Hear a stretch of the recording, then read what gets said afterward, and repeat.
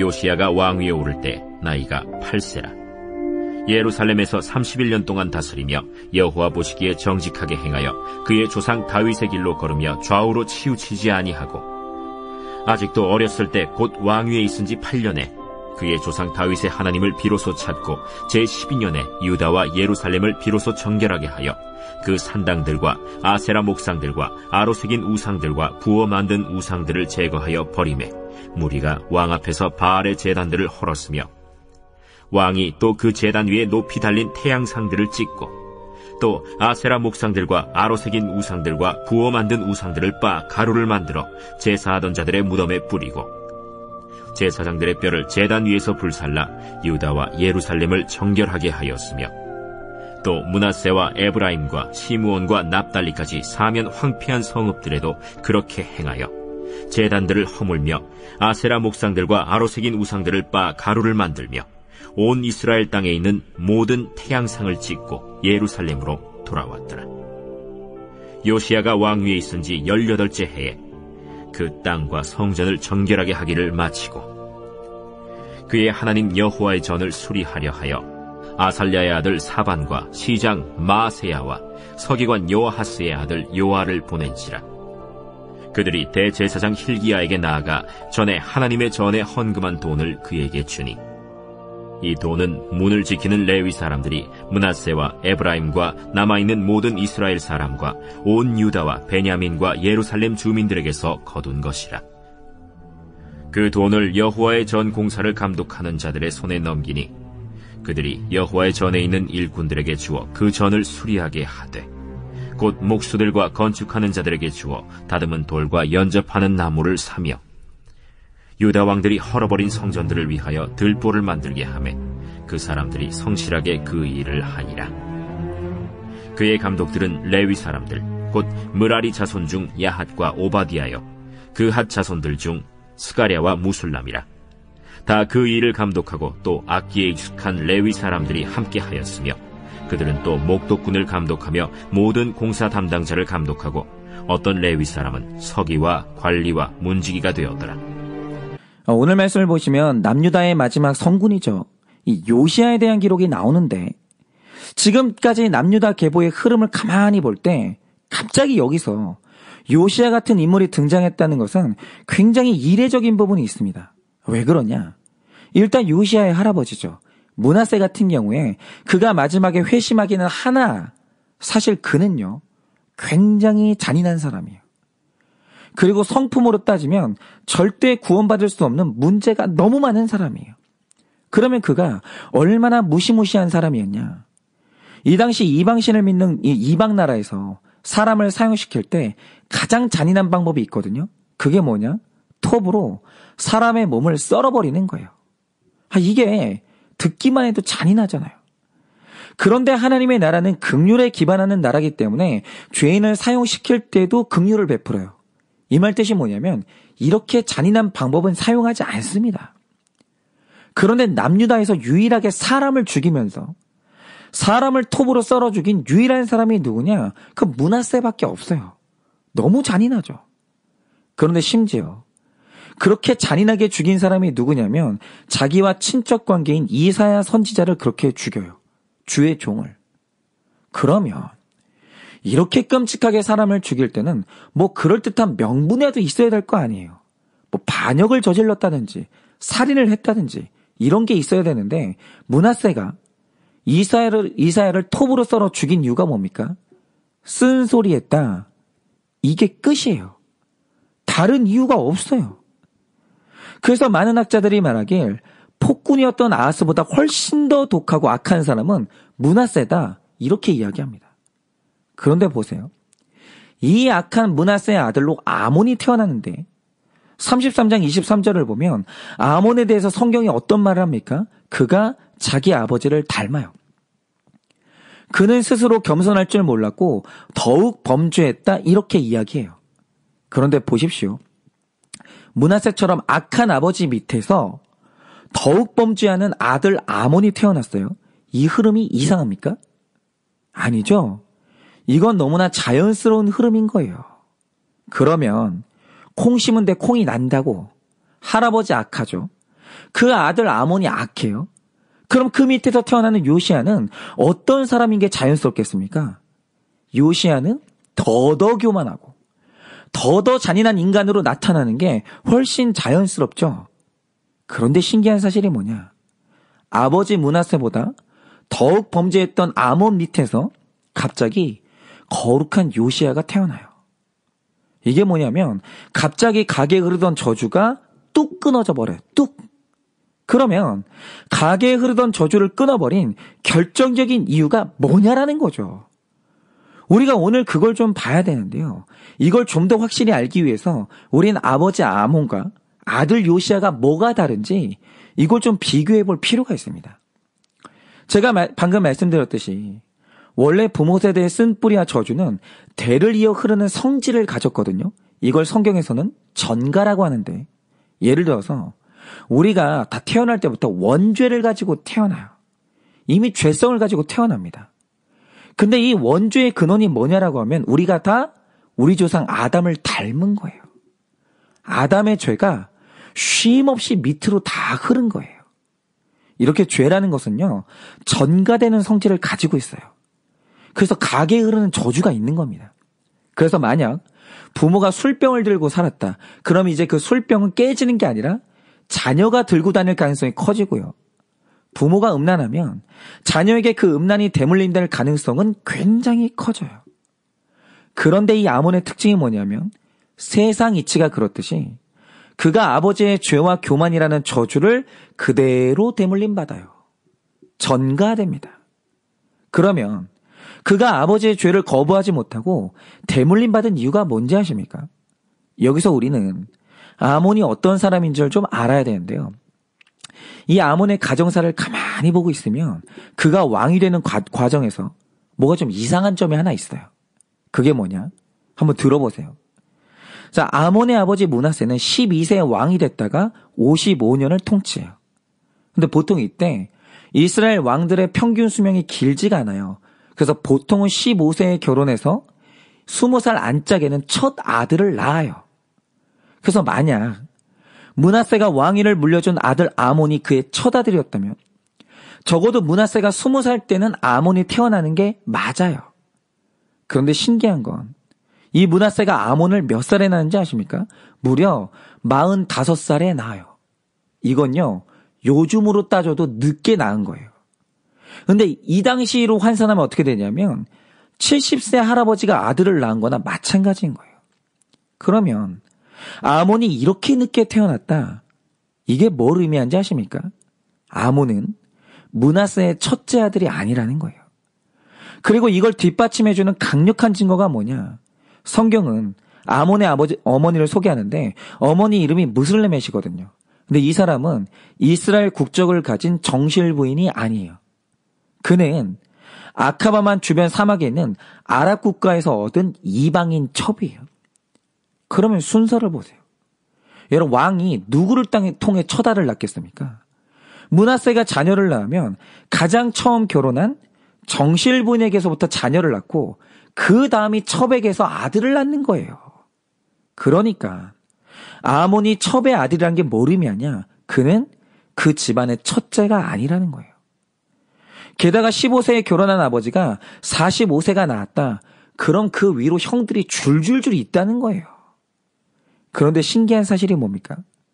그가 위에 있는 형들과 치열한 경쟁 속에서 전부 다 물리쳐요. 그리고 첩의 아들이 늦은 나이에 태어나는데도 왕이 되는 거예요. 그러면 그가 왕이 된 이유가 뭔지 아십니까? 이 아몬이라는 이름은 이방인인 그의 어머니가 지어준 이름인데요. 이 이름의 뜻이 뭐냐? 애굽의 태양신 이름이 아문이거든요. 그런데 그 이방신의 이름을 따서 아몬이라고 지은 거예요. 그러니까 이 아들은 어떤 아들이었냐?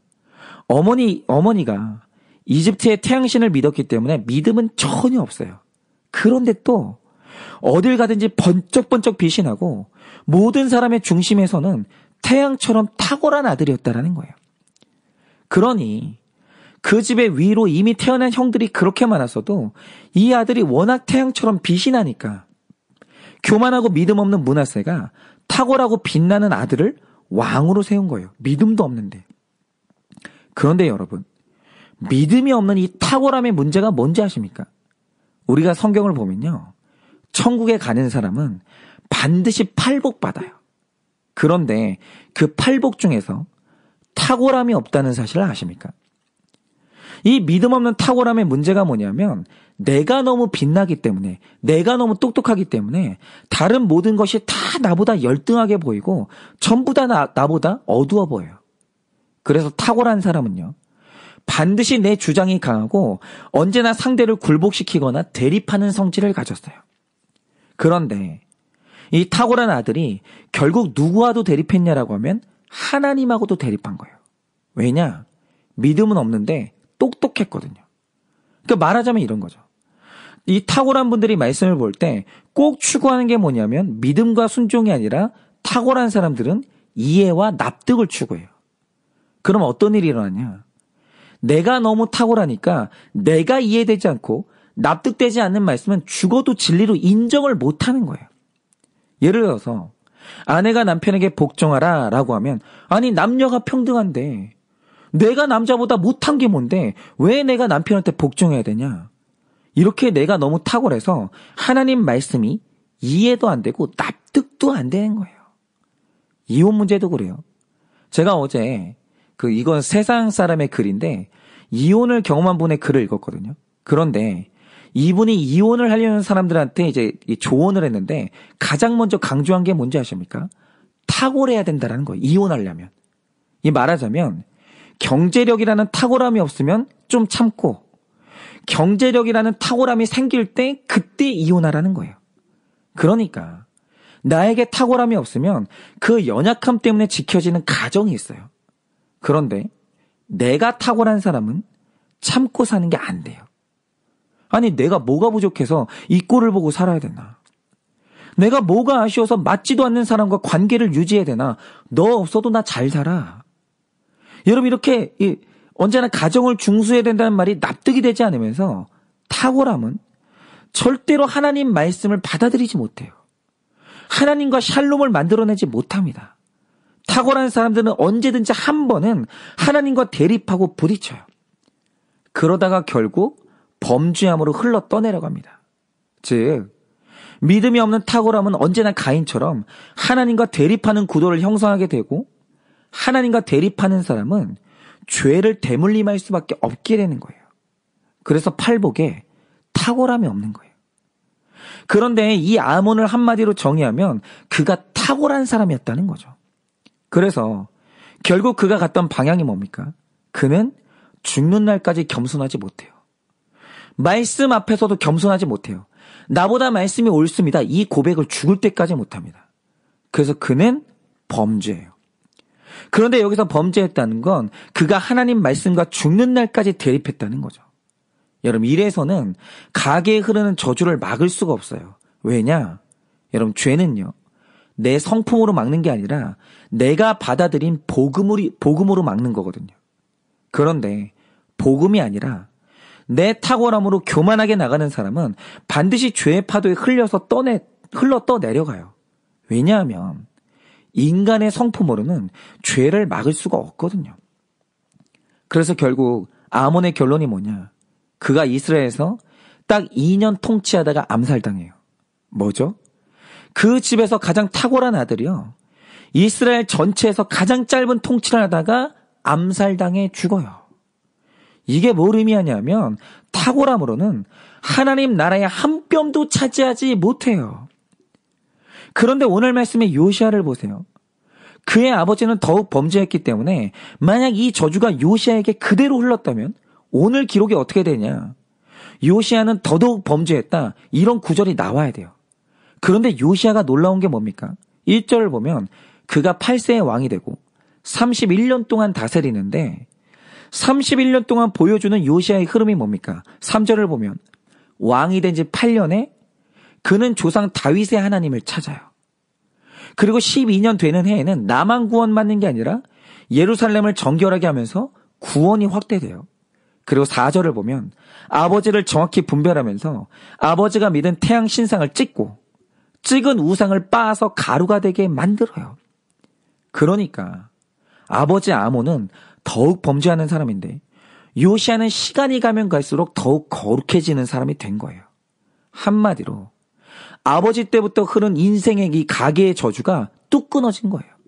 그러면 왜 요시야 때에 와서 가계에 흐르는 저주가 끊어졌을까요? 이유는 그가 팔복을 받았기 때문인데, 아버지 아몬은 탁월함이라는 성품의 사람이었잖아요. 그런데 요시야는 온유함이라는 팔복의 사람이었어요. 근데 여기서 중요한 건 이거죠. 마태복음 5장 5절을 보면 온유한 사람은 복이 있나니 그들이 땅을 기업으로 얻을 것이요 라고 했거든요.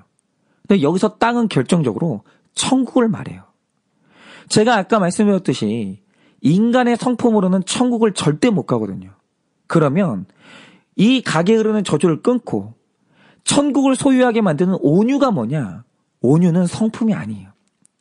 우리는 흔히 생각하길 온유라고 하면 말이 부드럽고 사람하고 부딪히지 않고 남의 말 잘 들어주고 상냥하고 뭐 이런 걸 온유라고 생각하는데, 만약 그런 식으로 따지면요, 이 세상에서 제일 온유한 사람이 제비족이에요.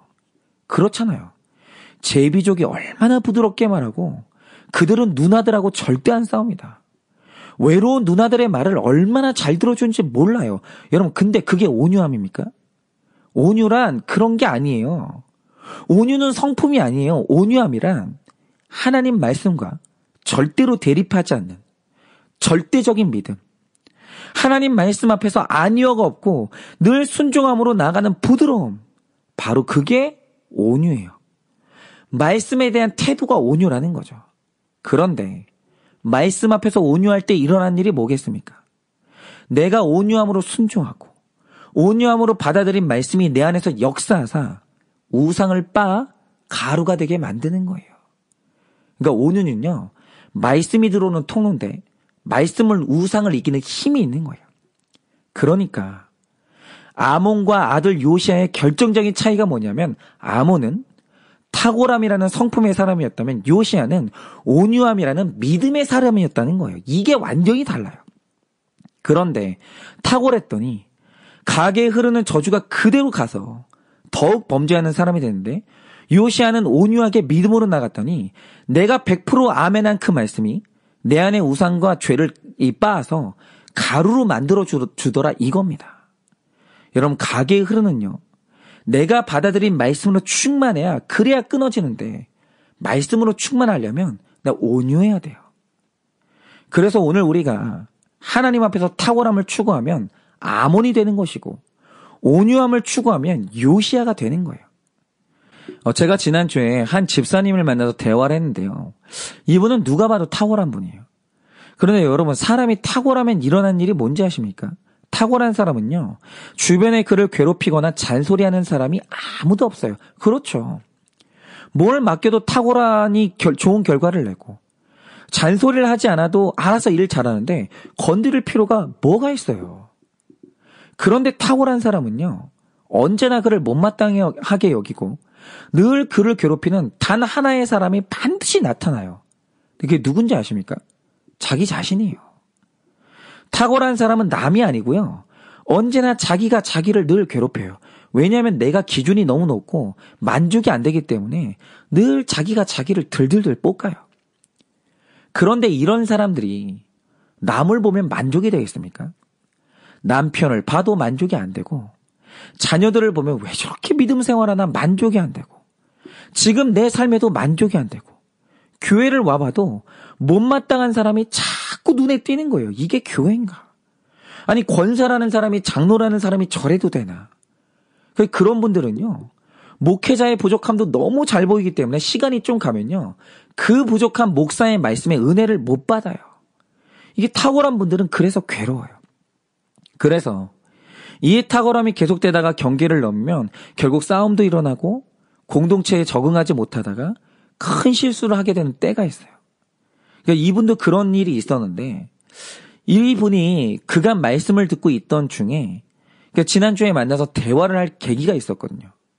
그런데 이분이 하시는 말씀 중에 가장 제 마음을 기쁘게 했던 말씀이 뭔지 아십니까? 전에는 내가 탁월했기 때문에 누가 나에 대해서 말하고 뭔가 지적하고 안 좋은 말을 하면 인정이 안 됐다는 거예요.